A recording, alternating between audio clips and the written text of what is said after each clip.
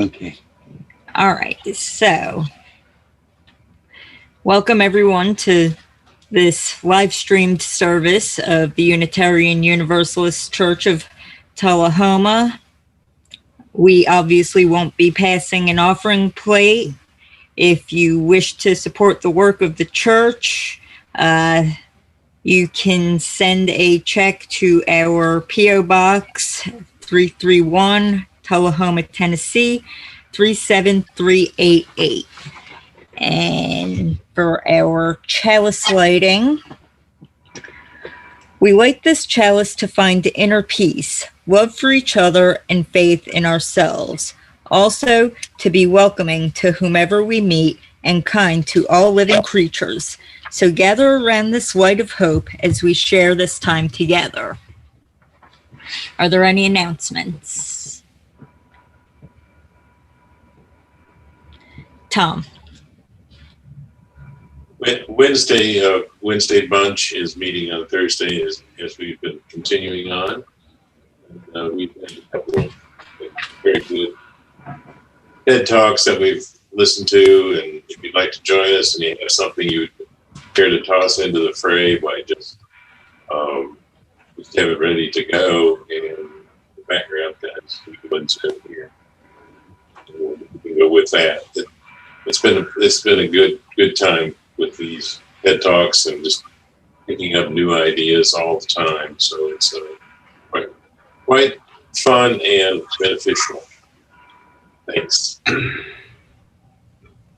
That's Thursday at 7 o'clock for the Wednesday discussion group. So, all right, Rick. Yeah, I just might add that I've been thinking about maybe starting a line dancing class. If anyone can figure out how to, I'm just kidding. On Wednesday night, since we've got an open Wednesday night, and I'm just kidding. But that's a few things we can't do on Zoom very well, although I have heard that they are doing things like yoga and Pilates and so on. So maybe line dancing is in our future. Are there any other announcements?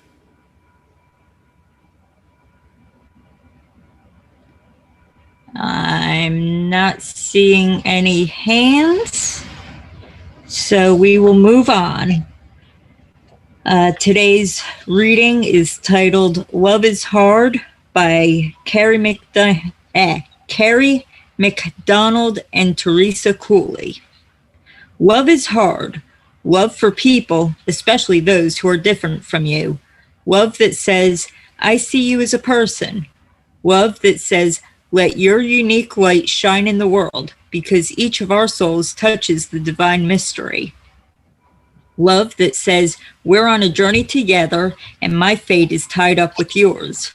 Love that grabs you and won't let go until your whole life is dedicated to siding with love. Love that changes the world. Love is hard. Do it anyway. And now we are going to move on to our meditation.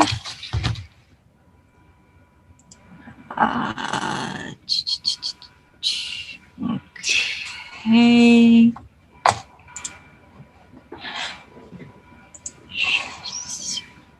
Okay. So just relax and listen to the music for a moment for our meditation. Well. File with the help of an expert. Gosh, hang on, I'm sorry. Intuit TurboTax Live.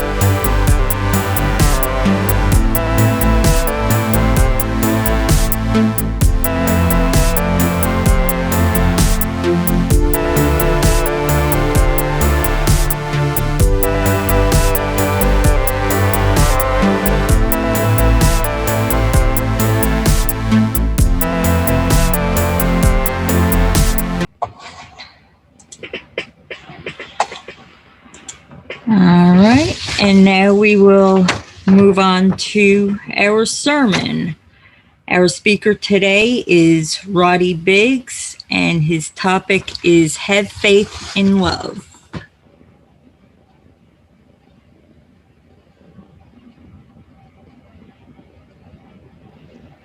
Good morning, everyone. It is great to be here with you virtually this cold Valentine's morning with snow in the forecast for many of us.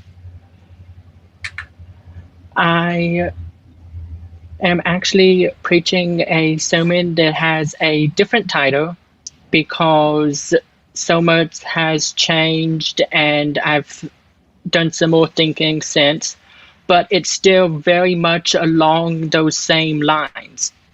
So what you're going to hear is a sermon titled Courage and Resilience of the Heart. But before I begin, I want to give a little update on where I am in my journey and formation, because I know it's been a very long time since I have led Tullahoma UU in worship. So I'm actually just about to finish my undergrad. I graduate in May. I have accepted an offer to attend Meadville Lombard Theological Seminary starting this fall, and in December was granted aspirant status with the UUA. So my formation is moving right along. Again, thank you for having me, and here is our message.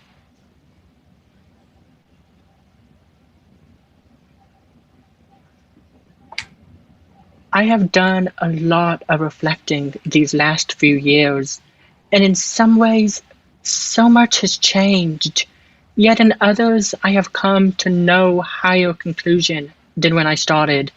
Each day, as I have for years now, I try to find the spaces where my sacred self and my skilled self meet. And as you can imagine, doing so is not always an easy task. I, like many, have learned how to put on a brave and courageous act when needed. I have learned how to pretend as if I am not scared and as if I had things all figured out. Yet in reality, as someone who exists on the margins of a queer, multicultural identity, I am scared that I might be the next target of systematic racism or of homophobia.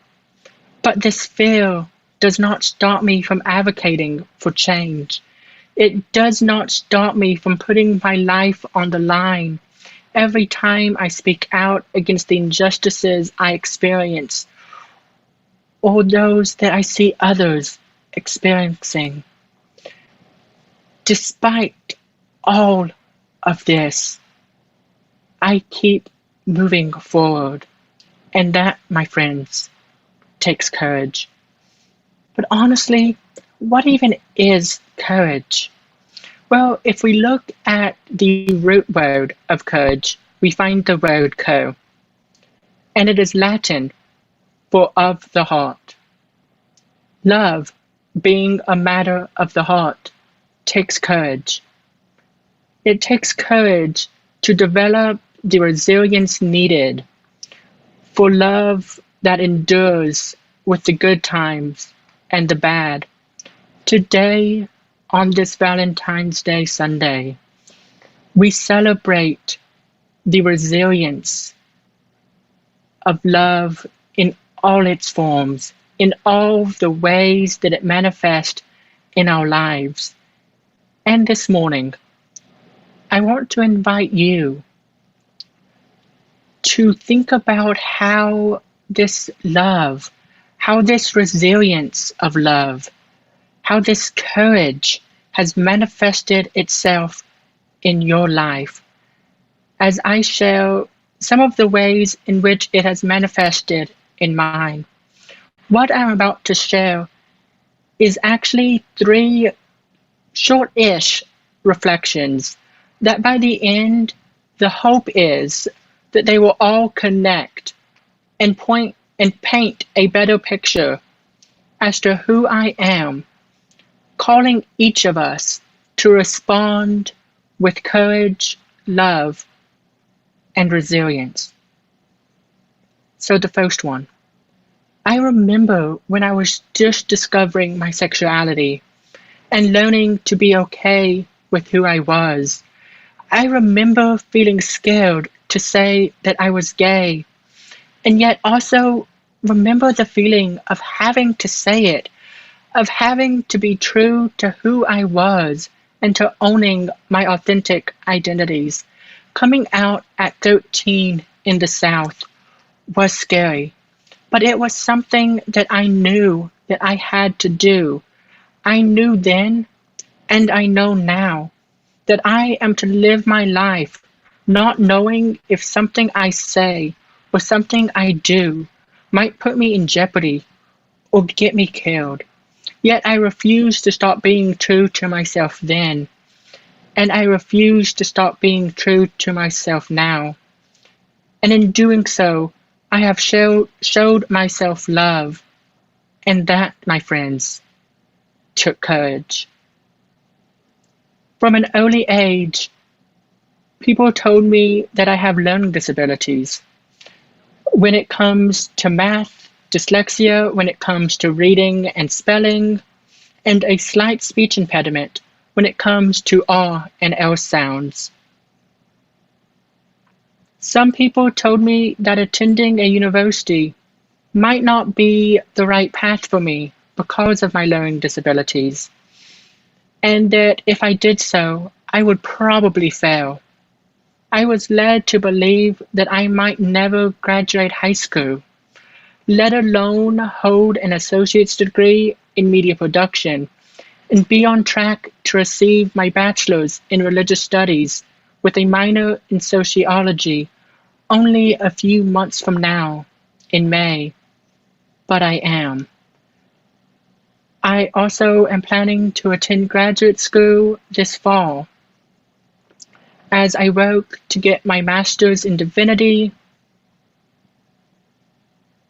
Early on, I showed myself love, and doing so, my friends, took courage and resilience when all around me I was told that I shouldn't, that I couldn't, or that I won't, or that I wouldn't.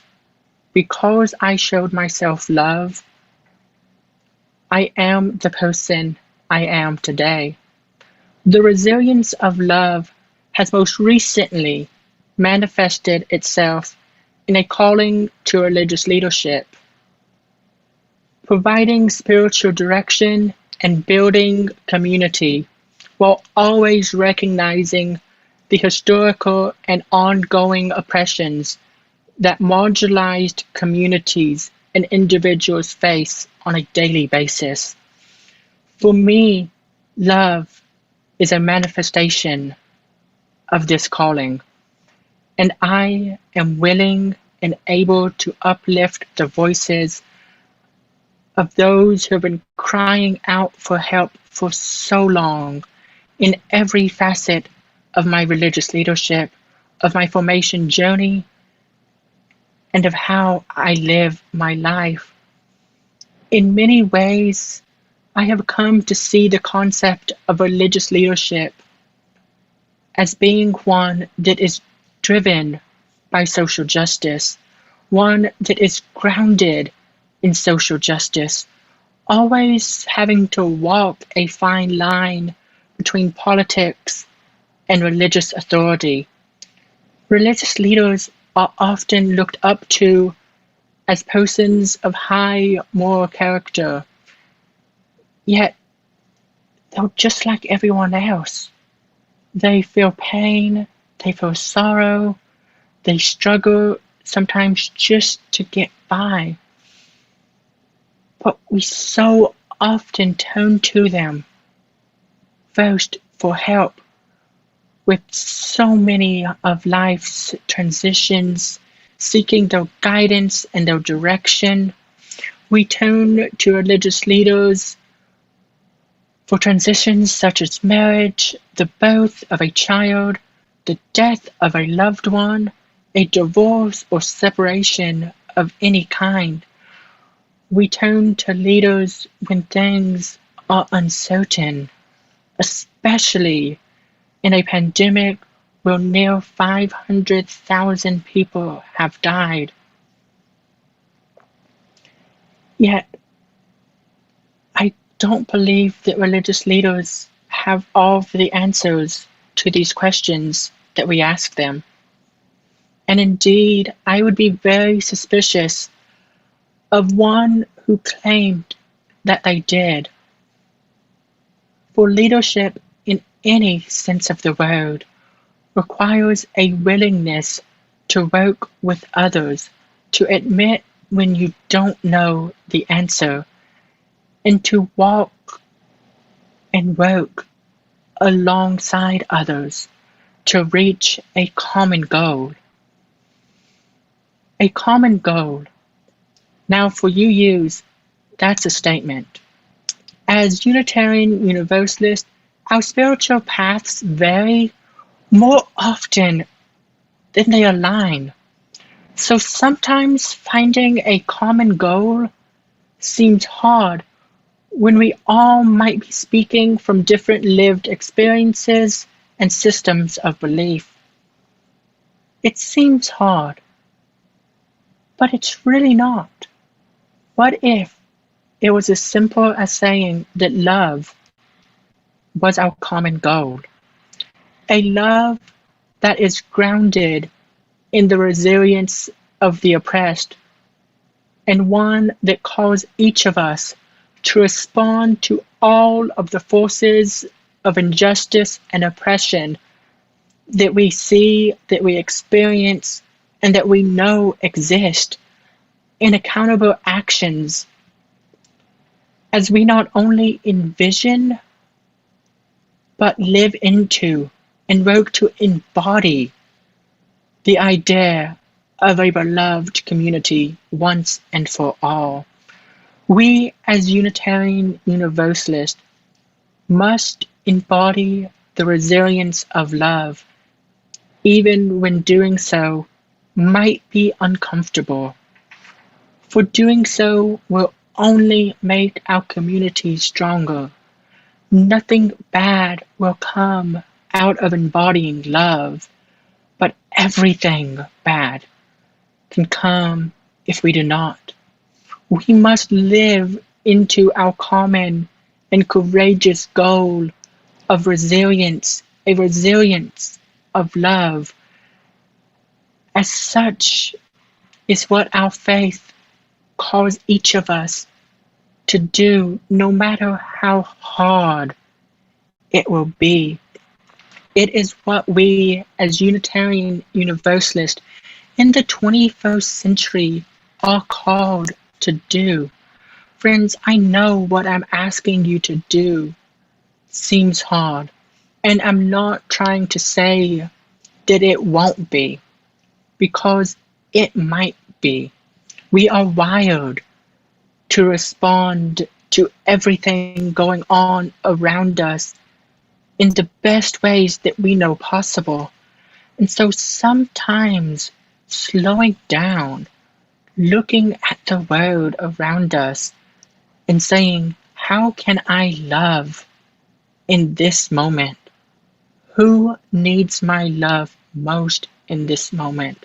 What can I do to unify my congregation, my fellowship, or my community in this moment?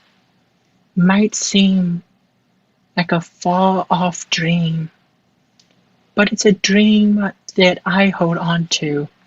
It's one that I challenge you, each of you, to hold on to. And it is one that, as I've said, our faith challenges us to do so as well. We, as Unitarian Universalists, affirm the inherent worth and dignity of every person. And that means that we are called to love them.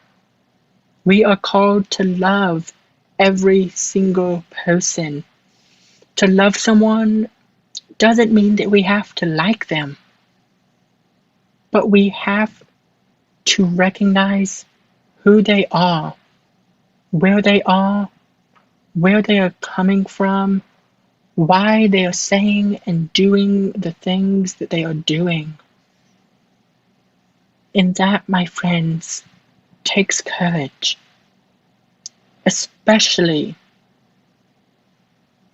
when it's coming from someone or is directed towards someone who has a marginalized identity, who doesn't feel that they have inherent worth and dignity sometimes. Yet our faith says that each of us does, and we say that each person does, and that is courage in and of itself. So if all you can do today is give yourself love, that is enough.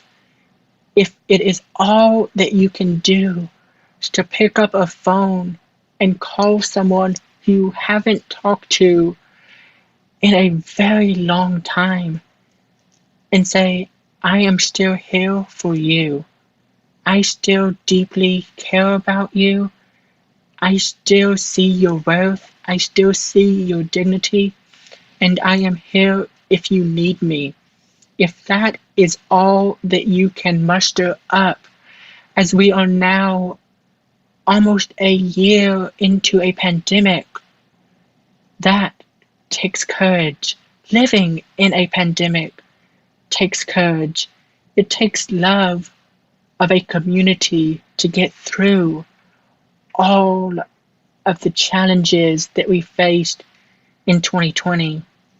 It will take love of that very same community to get through 2021, to envision the future, to build the future, and to once and for all respond in the ways in which our faith is calling us to do so, to be resilient, to love always, to act with courage, and to counter oppressions with our everyday actions and our words.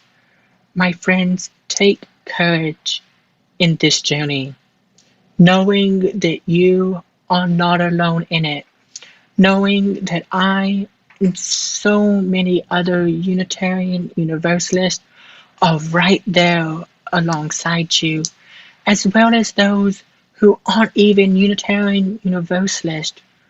We all must respond, and how we respond will be a call of love. Friends, thank you so much for your continued witness, for all the work and the love that you put into your lives, into your existence, and into this faith. Take care of one another and of yourself. There is work to be done, and that work must always be done grounded in courage, resilience, and love. May it be ever so. Blessed be, and amen.